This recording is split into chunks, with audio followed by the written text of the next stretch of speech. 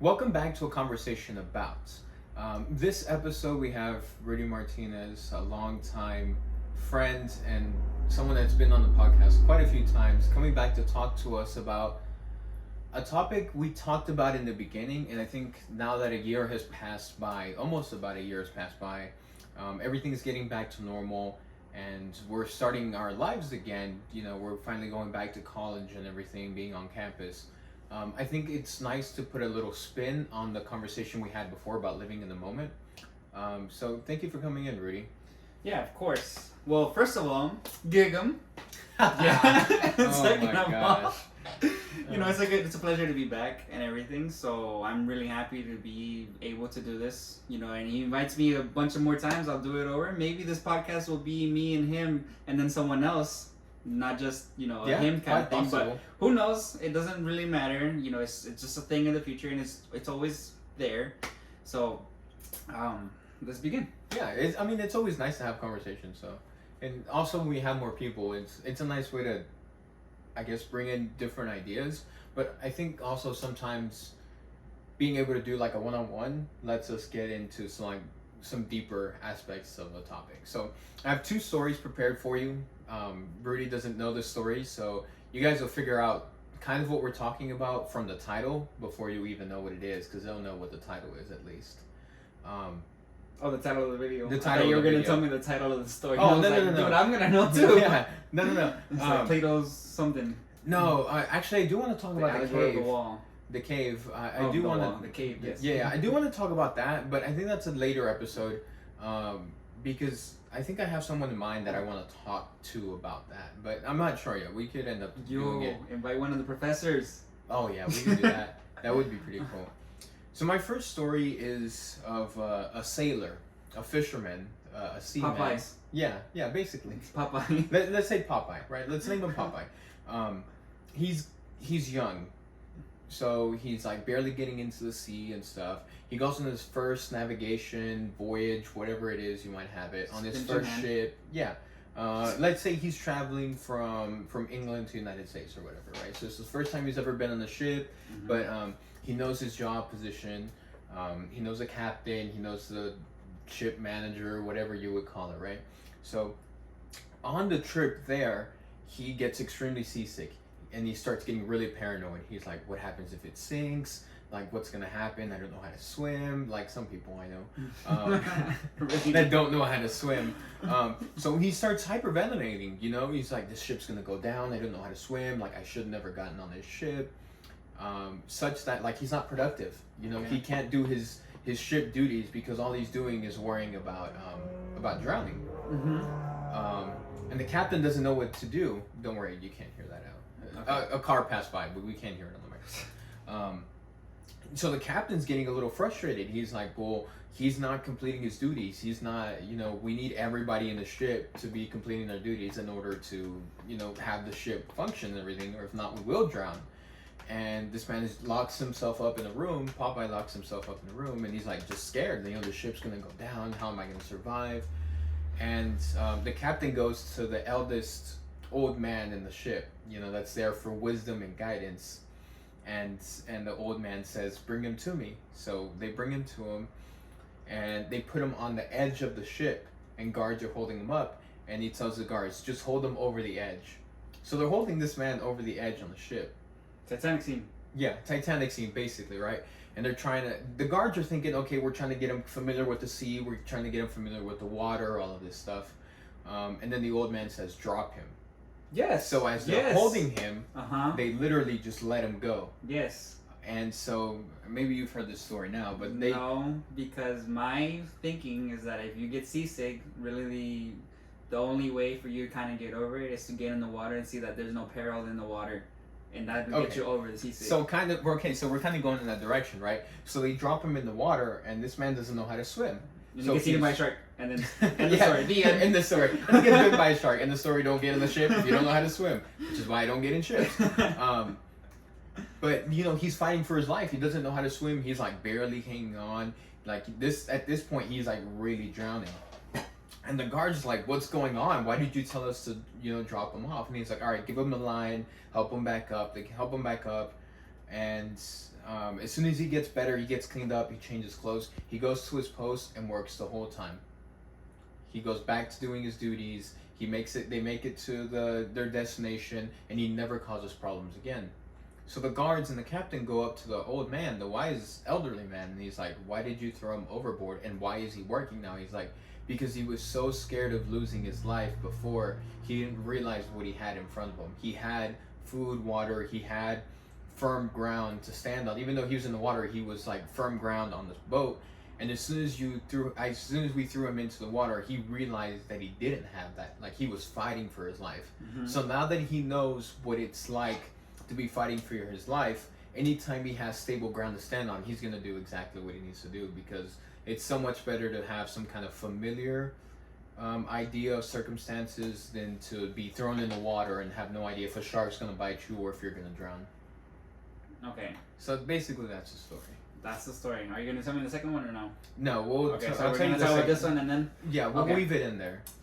So, I mean, I feel like yes, would be right. That would be the thing to do. I would have done something like that, but I have a different mindset towards it. Maybe not because so he realized what's in front of him, but that also makes sense. That really, really makes sense. And now that you tell me that story, it's just.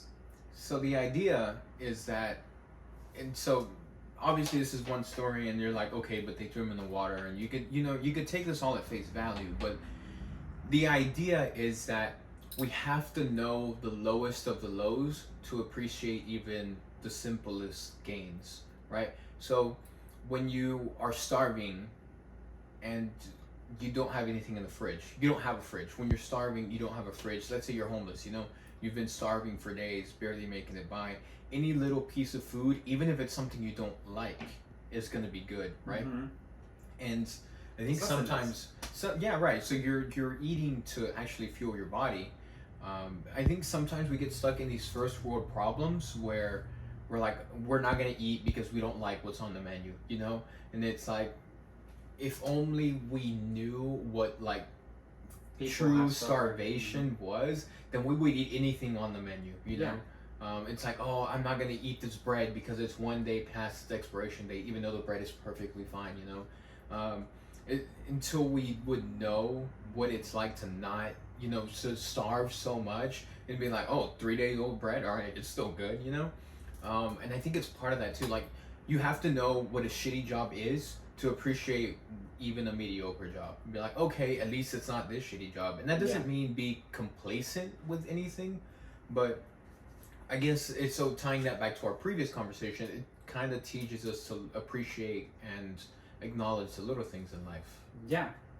Well, I could definitely say that will teach you that, but the only basically the counter argument I guess that I'm trying to get at would be that in order for you to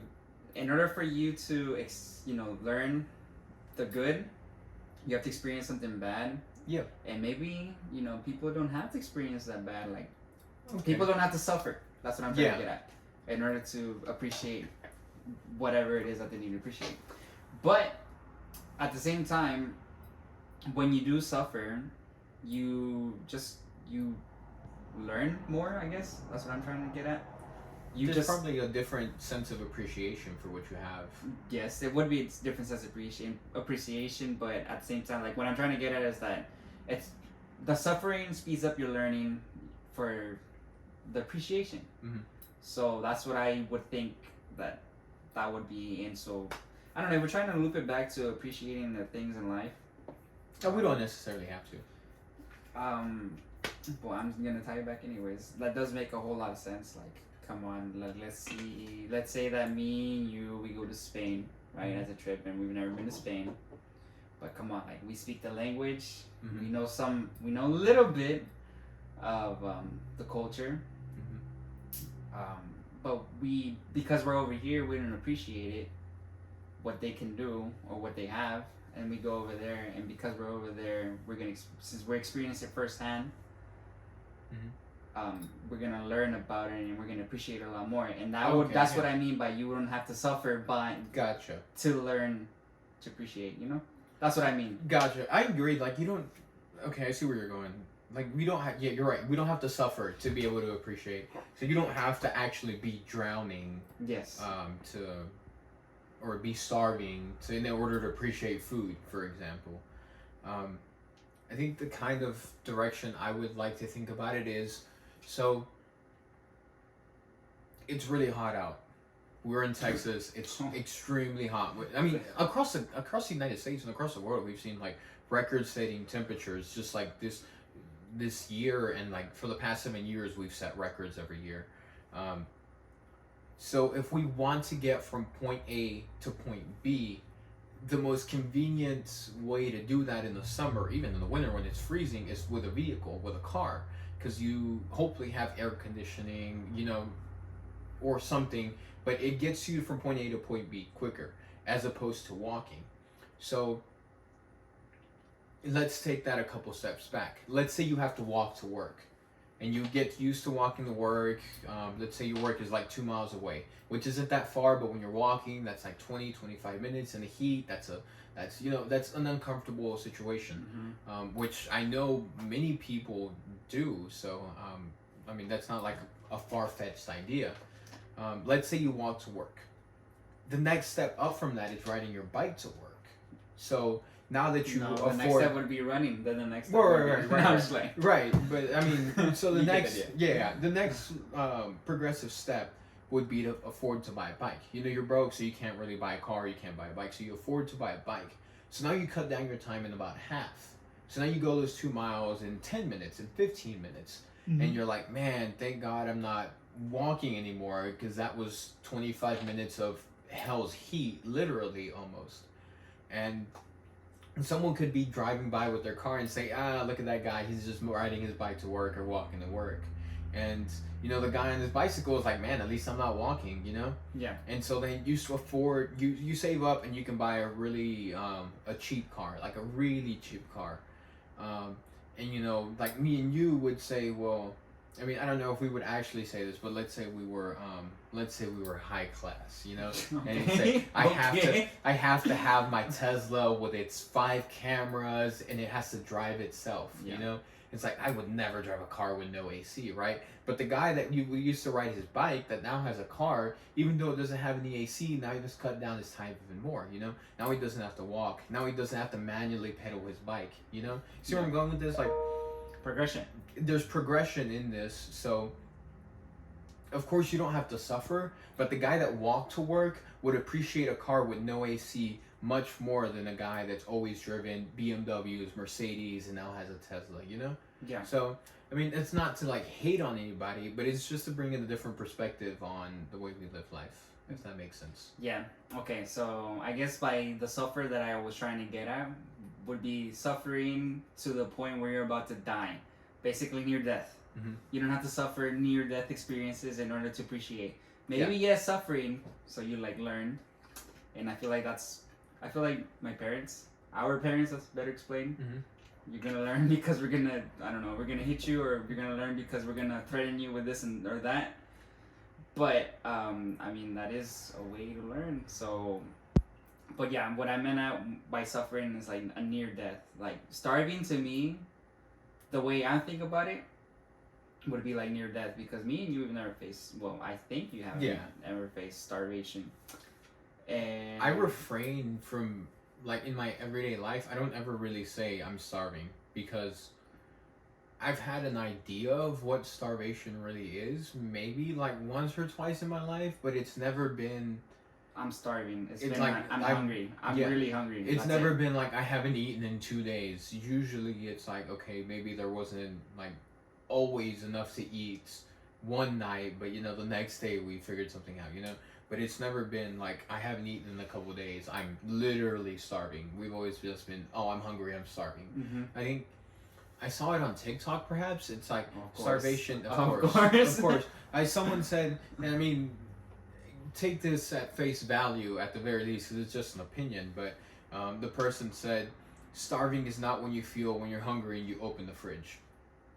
Because you have a fridge. Because you have one. Yeah, there's so many to put. Yes. Yeah, there's so many things there. There's so much infrastructure and stuff for you there that's not really starving. Like, of course, there are eating disorders and people have issues with their body and stuff, and that's 100% credible.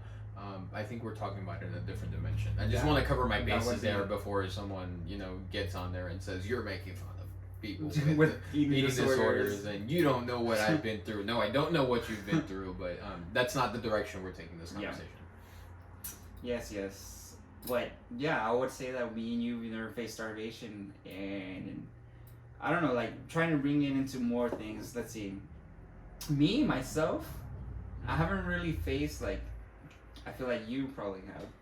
But me, myself, I don't think I've ever like, been too scared to, like, basically, I've never been scared of heights. That's what I'm trying to get at. Oh, okay. So now you're just calling me a wussy. A little bit. So, in other words, what I'm trying to get at is, like, so let's say that someone were to put a 40-foot ladder, right? Mm-hmm. And, I wouldn't really hesitate to climb it. Whenever they tell me to go climb it, I'd probably think about it and be like, it's a little risky or whatnot, but like at the same time, like it's not like I wouldn't do it if I have to do it, Mm-hmm. But maybe you, on this hand. Oh, I wouldn't mind that. Okay. I wouldn't mind that. Taking that back, you get the idea. Yeah. Now coming down from that ladder is a whole different story, but swimming now. Yeah, because... But I mean, we could take it to swimming. I would definitely. I don't know if I would be that guy hyperventilating and not be able to function on the ship, but in the back of my mind, I would be thinking, if the ship goes down, I'm screwed. We're in the middle of the ocean and I don't know how to swim, so. Yeah, but then at the same time, you also have to think of it this way. You need to appreciate the fact that I would be there. Yeah. Let's say if I was there, I know how to swim and I know how to take people. I know how to swim with people. Like, I know how to swim with someone on one hand and just with the other hand, because my feet are gonna be functioning. Yeah. And my arm is gonna be functioning, and I'm gonna have you, and I'm gonna hold you afloat. Thanks for saving my life in that situation. And I'm pretty sure that I wouldn't be if we were in the sea and I was I'm not gonna be the only one there. Hopefully. Yeah, hopefully. There's plenty of other people that are gonna be. I'll just always have a life jacket on. Okay, yeah, you're gonna. You know what? I'll be that guy. We're gonna evolve at some point in time, where like we will manifest the life jacket in our skin. So that way no one can say they cannot swim. Like the have you seen that Rick and Morty episode where Rick's body just literally turns into armor? I don't know. There's so many ones, but like he just like literally turned into metal armor. So he hardens. Yeah. Like his skin. Yeah, like his whole body literally just transforms into like a Terminator kind of thing. Yeah, it's like MHA with, you remember the red hair guy? Yeah, kind of like that. Yeah. And then Tetsu. Yeah. The other. The other dude. Yeah. What was rock and what was steel? Yes. Yeah. So they just they'll take this out of context really hard, and then boom. Oh, is that what you watch on TV? Yes. No wonder. No, but yeah, I mean, I guess taking it back to that story, so we can then jump into the next one. Let me make sure we're still recording and everything. Is that cool? We're still good. So, I found a lot of like connection, and that story resonated with me because to a certain extent I bought that. And I always take it back to work just because I find that to be the easiest example. You have to have a shitty job to know to appreciate a decent or mediocre job at best, even if it's like not as good of a job, you would be able to recognize, okay, at least I'm not cleaning the toilets anymore, you know? So like I could have a bad job, but at least I'm not doing that. I mean, it goes again saying, don't be complacent, with what you're doing. Like, continue striving for more, but also like we can't live life, or we shouldn't live life just going around and like complaining about everything. Like we have to know where to appreciate the good things, or the more decent things, the upgrades, the gains. We take the ones where we get them. We take the positives where we get them. Yeah. So, from what you were saying, the other side now, I've only had one job. Apart from all the other stuff that I know how to do, and then I just gotta get paid on the side. I've only had one job, so I don't really know what's a better job than the one I've had, and I don't know what's a worse job than the one I've had.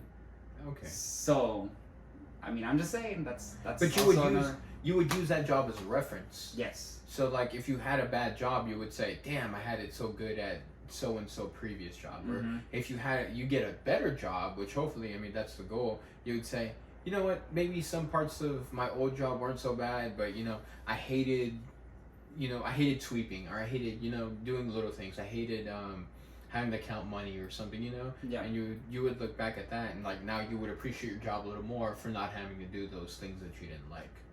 Yeah, that's true. That's true. That's true.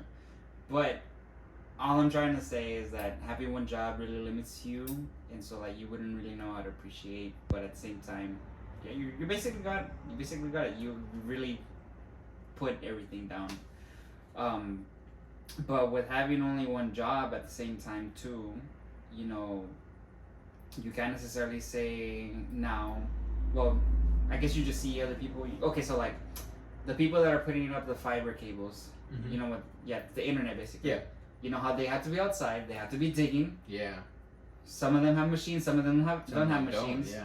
You know, me only having one job, I could go and I could say at least I'm not doing that job. Yeah. But I don't know how much you're getting paid, or Yeah. I don't know how much your break is compared to like, and so like that's what you're trying to say is like how would I would base it off. I would compare it to the one I've had. So that's what I'm. Okay, so like you would have to like know the situation to be able to fully grasp it, which I think goes back to why the wise man on the ship said throw him overboard, because now he has a reference point. Now he knows what it feels like to not have hard wood on his feet. Mm-hmm. Now he knows what it feels like to fight for his life. So anything other than that, anything other than fighting for his life was a win for him at that point. At that point, he was, he has a bed, he has shelter, he has hard floors, he has a job on the ship. Completely changes his mindset. Yeah. Mm-hmm. It turns on a different, I don't know, a different connection, a different chip or something in your body. We're like, damn, at least I'm not drowning.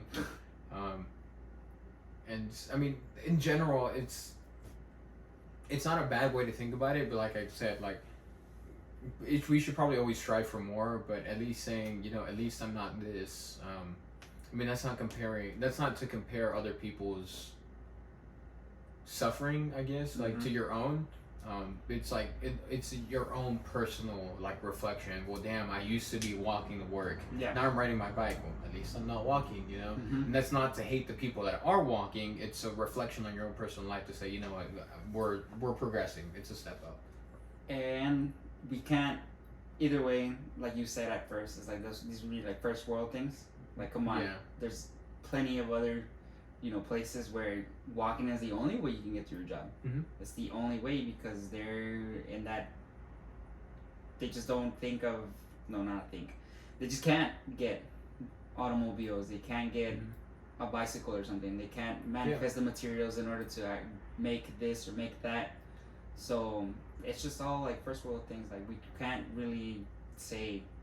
We should appreciate life more. That's what I'm trying to get. Yeah, and so here we go. That's perfect. That's perfect. I'll let you finish that thought. Okay, and so we should just appreciate life more because we really don't know what it's like to not have anything. Because I can just think of like not many, but like I can just imagine not having much, being literally a kid, and not being able to be driven to this and this place and like have to do the basically like being like a 6-year-old and not being able to go to main event to play laser tag. Where some kids they can't. There is no main event. There is nothing. There's literally nothing there. Their entertainment What's would laser be tag? Yeah. So first world things in just comparison to like not first world. So that's a perfect segue into the second conversation. I want to take a quick pause and say, Crunch, you could be sponsoring us. Haribo, you could also be sponsoring us. Terrible. Or Pop, you could be sponsoring. Lincoln Park, you could be sponsoring us. I have a tattoo. But that's a perfect segue into the next story that kind of ties in with all of this. It's called the Rematch. And so, we all know the classic story of the tortoise and the hare. No. The hare wins, right? The rabbit wins. It's literally like one of these, and it's like a hare. Yeah. All right. And it wins. And it wins. So we know the turtle loses.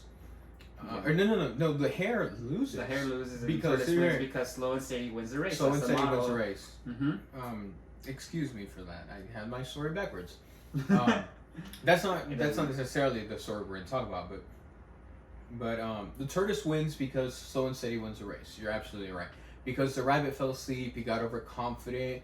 It's it's the moral of that story is to tell you don't be overconfident about things. Mm-hmm. Don't underestimate your opponent. Slow and Steady wins the race. Determination. Don't give up. All of these things. Yeah. So the rabbit comes back and he says, "Mr. Turtle, I want a rematch." And the turtle is like, "Okay, Mr. Rabbit, all good. We'll go and do another rematch. I actually enjoyed my last. I enjoyed the exercise from the last race. So I'm okay. I'm down for another race. Okay." So they get together. They're on the finish line. Ready, set, go. And what happens is what we expect to happen.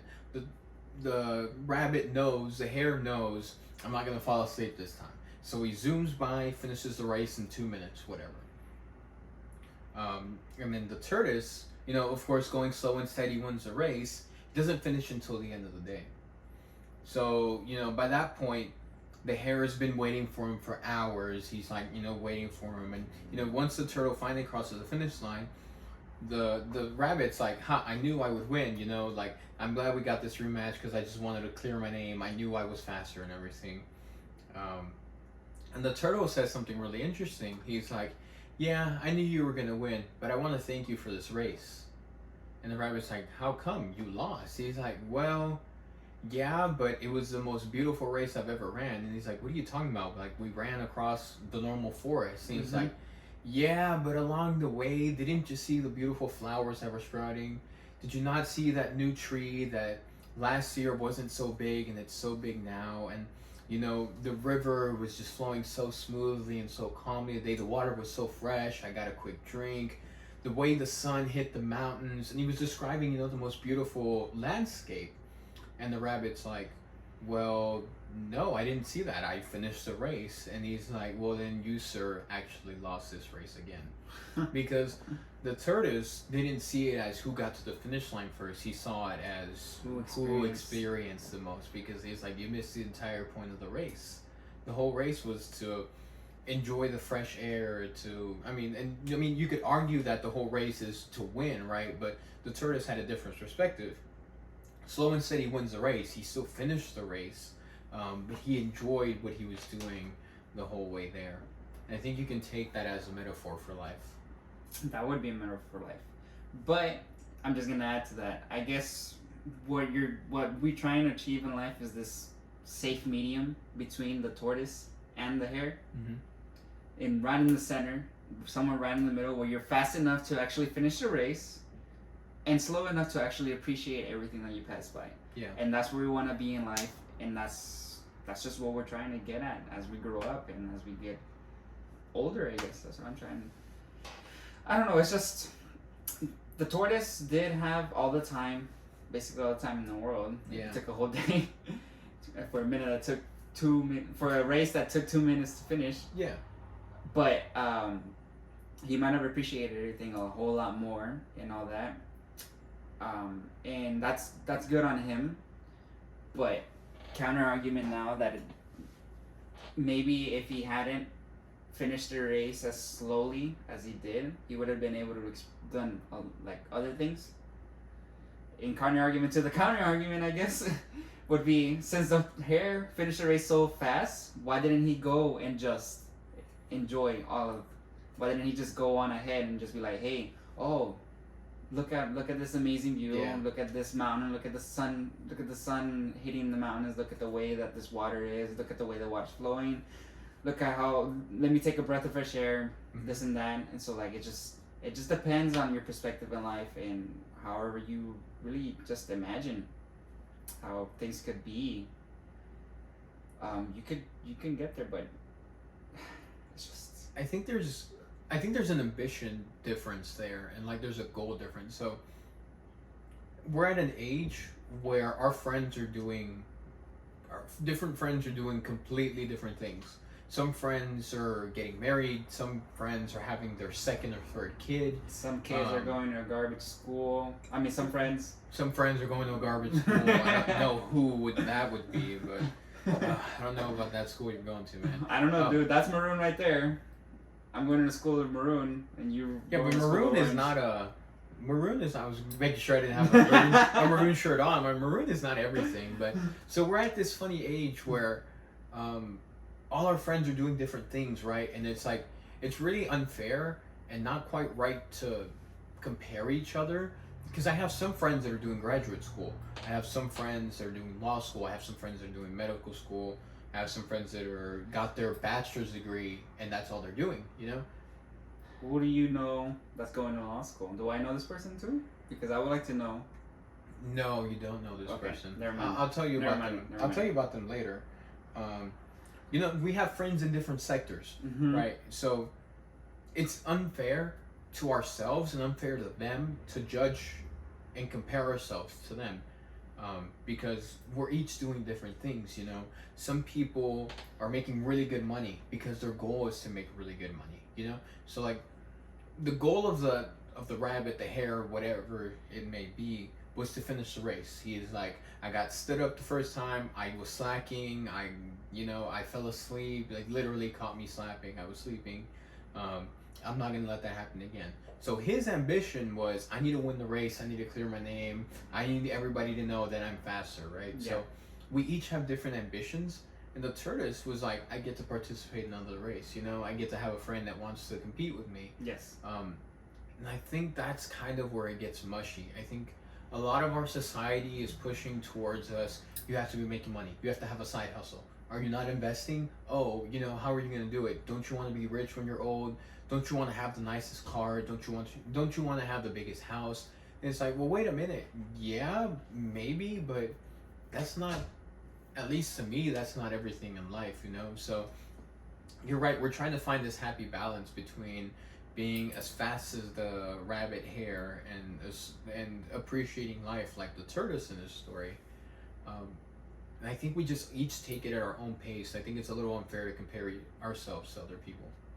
That's totally right, because really no one is the same as anyone. Not even if you're a twin. Not even if you're a twin. You could physically you could look just like your brother or sister or something, yeah. But y'all are not the same person, and that's the beauty of just life in general. Because everyone, all 7 billion, I say 7 billion, but I know that number's rising. Yeah. So like 8, whatever, 7.5 billion. The trend has been going down. Our birth rate, the world's birth rate has been slowing down. But keep going. Really not. Mm-hmm. Okay, that kind of makes sense, but that's a different. Yeah, that's a different. Sorry, I didn't mean to interrupt. That's okay. It's okay. It's just we're all different, and it's just fascinating how everyone could be different. Like me and you, we might have a lot in common. Like, come on, let's be honest. We do have a lot in common. We do have a lot in common. There's so many things that we have different. Even in shared experiences, we have some similar experiences, but they're not entirely the same. Yeah. And we could have been doing the exact same thing. Like, come on, you were a cashier, I was a cashier. Mm-hmm. You were a stalker, I was a stalker. You were stalker, not as an S-T-A. Yes. Not we that don't one. Stock S-T-O. We stock products. Gotta put that one out there. Yeah, you gotta clarify that one. You guys just admitted being stalkers. Well, you get the idea. But the experiences aren't the exact same. Like, me and you might have talked to the same person, and they might have told us the exact same things, but we could have taken it differently because we think different. And that's just the beauty of life, that we have, 7 billion people that are all completely different, and you just have to figure out this happy medium. Well, not even a happy medium. You just have to figure out how you're going to live out your life. Yeah. And that's part of the beauty, too, and that's why you should live life fully all the time. You should appreciate everything that comes along your way, even the things that don't come along your way. Because let's say that maybe I did have the opportunity to go to your school, right? Mm-hmm. You did have the opportunity. Let's say you did have the opportunity. Let's say I had the opportunity to go to Texas Tech, mm-hmm. or Texas State or something. Well, well, let's say I did go to Texas State, right? Mm-hmm.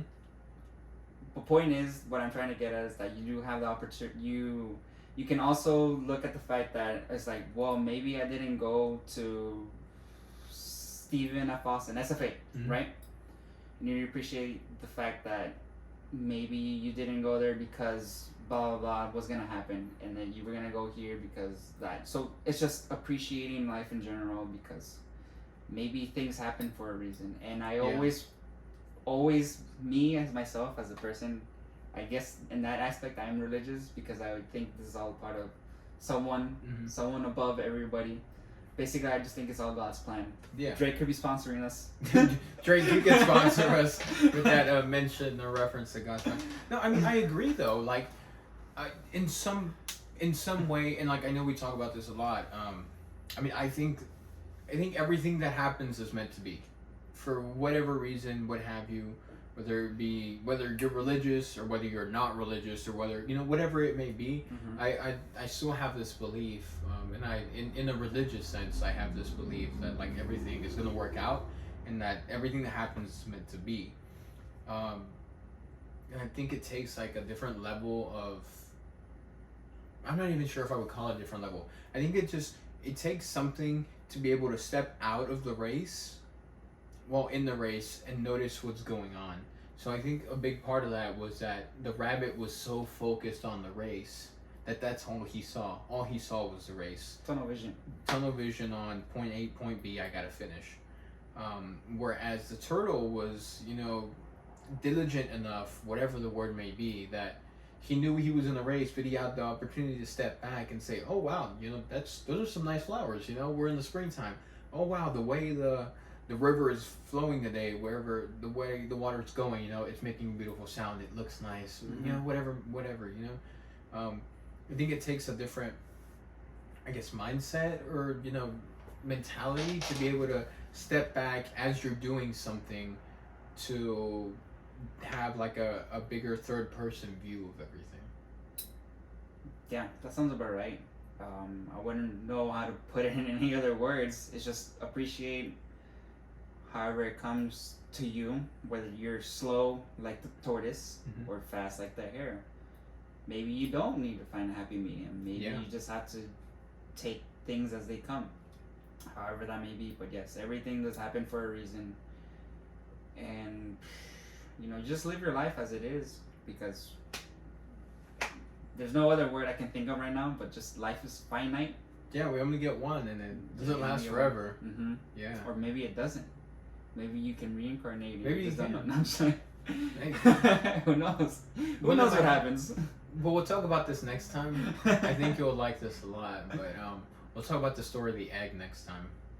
El huevo. The egg. Okay. It's a good one. I'll say I can't. There's no way I could possibly, because it's like a 10-minute story. There's no way in my life I could possibly do that story justice. But there's a really good video that it changed the way I think about life. Let me put it that way. Don't tell me you're gonna send me a video of Humpty Dumpty. Yeah. And all of the horses and all the king's men could not get him back together. I think Jim Jeffries was talking about. No, it was Ricky Gervais was talking about how stupid that story was, because he's like, okay. Yeah, he's like, let's say it's in England, and all the king's horses and all the king's men are trying to fix this stupid little egg named Humpty Dumpty. And then France attacks or something, and he's like, well, where's all the men? And he's like, well, they're trying to fix this egg. And it was just funny how he was like criticizing, like, it took everybody to try to fix this one egg, and it's like, come on, man, why would you name your kid Humpty if your last name was Dumpty? Like, you're already doing him a disservice, Why do that to the poor kid? And then if you're an egg, why would you sit on top of, it was. It's like, knowing you're fragile, why would you do that? Why would you? Yeah. So he was just taking a pessimistic. Pessimistic, yeah. He was hardly criticizing that story. Okay. But so, as a final few thoughts, trying to maybe find some parallels in between the two stories. What I see in the first story, now that we know the second story, what I see in the first story is a man who was essentially the rabbit or the hare. I'm calling it the rabbit from now on. who's essentially the rabbit who had tunnel vision. I'm gonna drown. The ship's gonna go down. And then as soon as the wise man knew to drop him in the water, when he came back, he's like, "Dang, I'm appreciating the hard floor. I'm appreciating two dry feet, you know." And he starts appreciating things in a different light. That's not to say something bad has to happen for you to be able to appreciate life. But I think that story is like an example of what could happen to find the balance between the tortoise and the rabbit. Yeah, that sounds about right. If you would compare it like that, but as for me, as you could see, we had differing opinions basically of the first story of the sailor. It's just that I guess for me it was just that you don't have to suffer a life threatening, something life threatening in order to appreciate. But now that you do put it that way, maybe he would be compared more to. He would be a lot more just like the hare. And it depends, I guess basically what me and you are trying to get at is that you don't have to be the hare all the time. Sometimes you gotta be the tortoise. Maybe sometimes you don't have to be the tortoise. You have to be the hare. And that's just, knowing when to switch is basically knowing how you're gonna live your life. Because sometimes, let's say you have a job where you have to build like these models or something. You have to weld these pieces together or something. You should be like, my job is to do this, so I'm gonna do this and I'm gonna do it until it's done. That's where you're like the hare. Yep. But let's say that your job was to be like a dog trainer or something.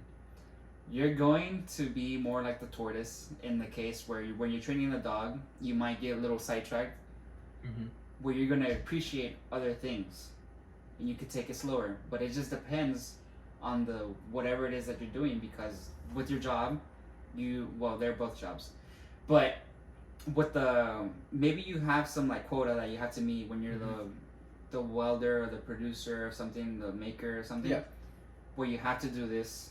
And you're gonna be the hare, and to get the job done. Yeah, to get the job done. And so maybe the training the dog isn't as important, so you just take it slower and you appreciate things more. So what I'm trying to get at is that when you learn how to switch between the tortoise and the hare, that's maybe when you're gonna appreciate life to the fullest, and when you're gonna be basically at the peak of your life. Yeah. Whenever you get there, and we're not rushing anyone, and we're never going to rush anyone. Whenever you get there, you get there. I mean, that was well said. That was beautiful. That's. I mean, if we could learn anything from this podcast, this conversation, I mean, that was basically it. The only thing I would add to kind of wrap this up is that, like you said, the situation dictates the mentality. The situation dictates, your approach. The situation dictates everything. Having this kind of one approach to everything is not necessarily always the most efficient and the most effective in life. And like you said, I mean, finding the balance between the two is probably the closest way we can find, not the right way, but a more efficient way of, because there's no necessarily right way, but a more efficient way of living life and, like you said, appreciating things. Thank you for the conversation, Rudy. Yeah, of course. I think the first story, I was coming in with a specific mindset, and I'm like, when I heard the story, it's like, okay, this is what it means to me. And I think you're right. I didn't even think about how you don't have to suffer to learn to appreciate things in a different perspective.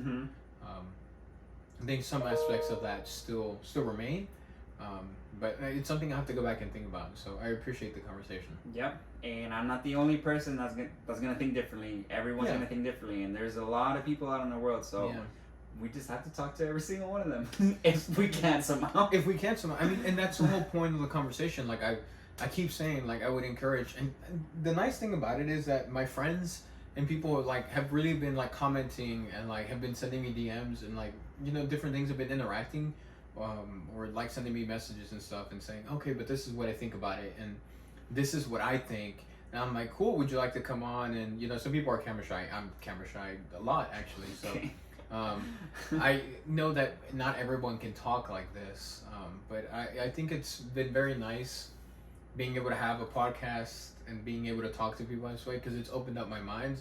And I think it's also helped people think about these topics that perhaps, in a way that perhaps they never thought about them before. So if you guys could continue interacting and, you know, continue suggesting things, for us, for you guys, for the whole world. I mean, I know we don't get that many views, but the whole point is not to be like this. Local Perhaps thing. we could do this in the future, but the whole point right now is not to like blow up and be this crazy famous podcast. It's about the experiences and the conversations, about interacting with my friends, interacting with different people, and having interesting conversations. So. Yeah, and it being on online, and you can look back at it. Yeah. And like learn from that. And learn from that too, and then, you know, a couple of years from now say, wow, we've come a long way. And, you know, the whole goal is hopefully we get sponsored by, you know, all these different companies that are sitting here. Yeah, Adidas, Pop, Crunch. I mean, yeah, Crunch, Haribo, Little Debbie, Debbie Kroger. with the thing, Kroger, Apple. Walmart. If you guys want to sponsor us, that'd be great, so we can monetize. I can get my ring, pay for rent, tuition, all this good stuff. But I mean, the whole point is to have good conversations. So Yeah. I'm very happy. Thank you. Yeah. All right. Peace. Thank you. Hopefully, we'll have another episode coming out next week. Stay in touch. Follow the Instagram.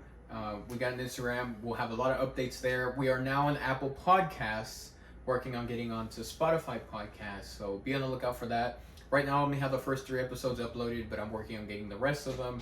That way, you don't have to watch the YouTube video. Even though it's shot in 4K, it's very nice quality, and it all looks nice. You can see our beautiful, beautiful faces in 4K. You can listen See this beard to in 4K. Yes, you can witness the majestic beard that I have in 4K.